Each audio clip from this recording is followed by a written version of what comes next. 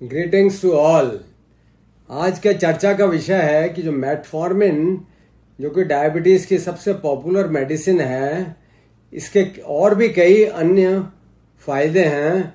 और अभी हाल ही में डेनिश रिसर्च स्कॉलर्स ने पता लगाया है कि मेटफॉर्मिन करीब सॉलिड ट्यूमर्स और ब्लड कैंसर में 30 to 55% की कमी लाती है और इन कैंसर से होने वाली मॉर्टेलिटी को भी काफ़ी कम करती है। तो हर दवा के बारे में हमें वो दवा क्या काम करती है वो जानना चाहिए, उसके फ़ायदे क्या हैं, नुकसान क्या हैं, साइड इफ़ेक्ट्स क्या हैं, वो जानना चाहिए। तो आज हम नो योर मेडिसिन के अंतर्गत मेटफॉर्मिन के बारे में बात कर रहे हैं कि जो मोस्ट पॉपुलर डायबिटिक ड्रग है वो कैंसर से भी आपका बचाव करती है।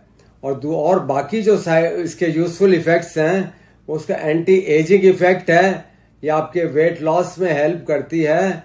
और महिलाओं में जिनको कि पॉलीसिस्टिक ओवरी सिंड्रोम है उनमें मेंस्ट्रुअल साइकिल को और फर्टिलिटी को इम्प्रूव करती है और कार्डियोवैस्कुलर रिस्क इनको कम करती है।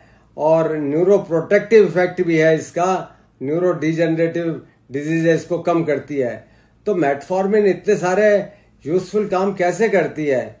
ये क्या करती है कि जो ग्लूकोज प्रोडक्शन लिवर में होता है, ग्लूकोनियोजेनेसिस, इसको कम करती है, इंसुलिन रेजिस्टेंस को इम्प्रूव करती है और इंसुलिन सेंसिटिविटी को बढ़ाती है। उसकी वजह से जो ग्लूकोज है वो मसल्स उसको ले सकती हैं।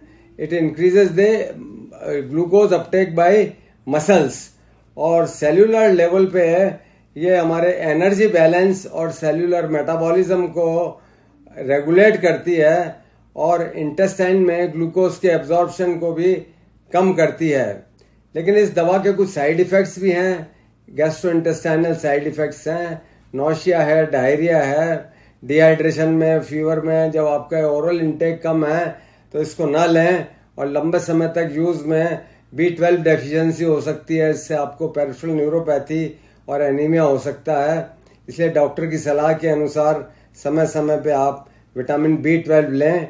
और ये किडनी की रिपोर्ट अगर आपकी गड़बड़ है और अगर आपकी किडनी की फिल्ट्रेशन पावर 45% से कम है तो आप दवा को आपको कम करना पड़ेगा डॉक्टरी सलाह के मुताबिक। और अगर 30% से कम है किडनी की फिल्ट्रेशन पावर तो ये दवा बंद करनी पड़ेगी।